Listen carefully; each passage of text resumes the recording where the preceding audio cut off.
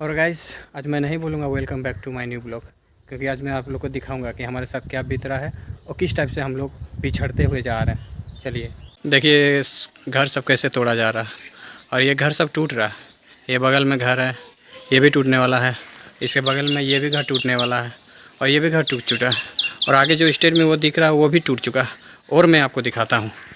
और देखिए ये घर भी टूट चुका है। ये मेरे घर का बगल वाला घर है और ये टूट चुका है। देख सकते हैं कितना सामने सट चुका है। और ये मेरा घर है और ये सामने में माइंस, आपको माइंस भी दिखाऊंगा। तो ये घर नहीं टूट रहा है, समझ रहे हैं ना, ये हम लोग टूट रहे हैं।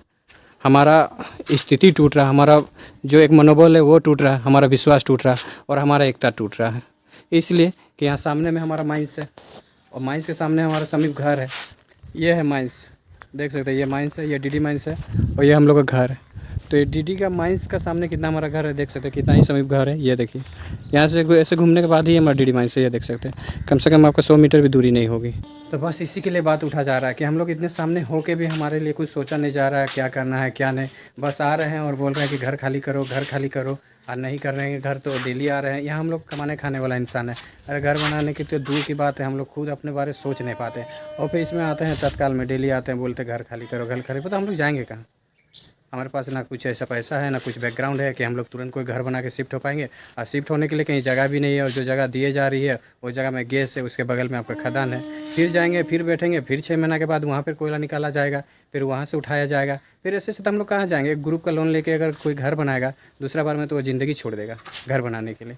तो ऐसा परिस्थिति से हम लोग गुजर रहे हैं और ये परिस्थिति को समाधान करने के लिए बस हम लोग एक आवाज़ उठाए हैं कि कल जैसे हमारा सोमवार है और वो 8 तारीख और कल हम लोग जाना पीओ ऑफिस। तो इसी कारण से हम लोग जितने भी है बैरूं वासियों से सबसे मेरा विनती है कि हम लोग एक होते हैं और ये मुद्दा को उठाते हैं कि हाँ, अगर हम लोग कहीं भी हैं, कहीं भी हम लोग पूर्ण निवास कीजिए और हमें जगह दी जाए। और जो हमारे घर माइंस के सामने है, अगर शिफ्टी जोन में है तो उनको अच्छे से और अच्छे विस्तार से कहीं शिफ्ट किया जाए। और जो सारे जैसे हैं एक जगह में, तो सारे को कहीं एक जगह दिया जाए कि आज वो अलग हो गया, वो उसको वहाँ घर दे दिया, उसको वो शिफ्ट हो गया। तो हम लोग सब अलग से बिछड़ते हुए जा रहे हैं। मेरा इनसे वार्ता नहीं है, मेरा ये बैरमू वासियों से वार्ता है कि जहाँ भी बैठे हम लोग कहीं भी बैठे एक जगह बैठे। और ऐसा नहीं है कि आज हमारे साथ ये बीत रहा है कि हम लोग टूट जाएगा तो हम लोग अपील करें, ये नहीं। ये पूरा हमारा बैरमू प्रखंड कोयला का चपेट में आ चुका है। आज हम लोग उठ रहे हैं, कल आप लोग के ऊपर बीतेगा, परसों आप लोग के ऊपर बीतेगा। लेकिन अगर किसी का एक तरफ से हम लोग खड़ा होकर आवाज़ उठाएं और वो हम लोग को सब जो व्यवसाय है मिलने लगे तो आज हम लोग के ऊपर लागू होगा। कल अगर आपके यहाँ हुआ कोई प्रॉब्लम तो आपके ऊपर भी वो लागू होगा। तो बस ये लागू करने के लिए हम लोग सबको एक आवाज़ उठाए हैं और हम लोग जाने वाले हैं पीओ ऑफिस, आपका गांधीनगर दुर्गा मंडप से। वहीं हम लोग सब कोई निकल के जाने वाला है और इसमें हमारा कुछ है व्यक्ति लोग जो हमारे साथ देंगे और हमारे साथ आवाज़ उठाएंगे। तो आप लोग से विनती करता हूँ कि आप लोग भी भारी मतों से आइए और चलिए, आज एक आवाज़ सबका विकास है।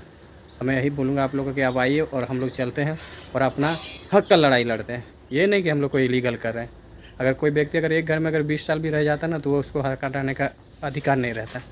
तो हम लोग का तो यहाँ 7 पीढ़ी 8 पीढ़ी, वो तो छोड़िए 4 पीढ़ी बोलिए ना, 4 पीढ़ी तक हम लोग पार हो चुके हैं। तो फिर इन लोग कैसे हमारे ऊपर ऐसे अत्याचार कर सकते हैं? आज हमारा बैकग्राउंड नहीं है, हम लोग गरीब हैं तो हमारे ऊपर कुछ भी कर सकते हैं, कोई भी अत्याचार कर सकते हैं।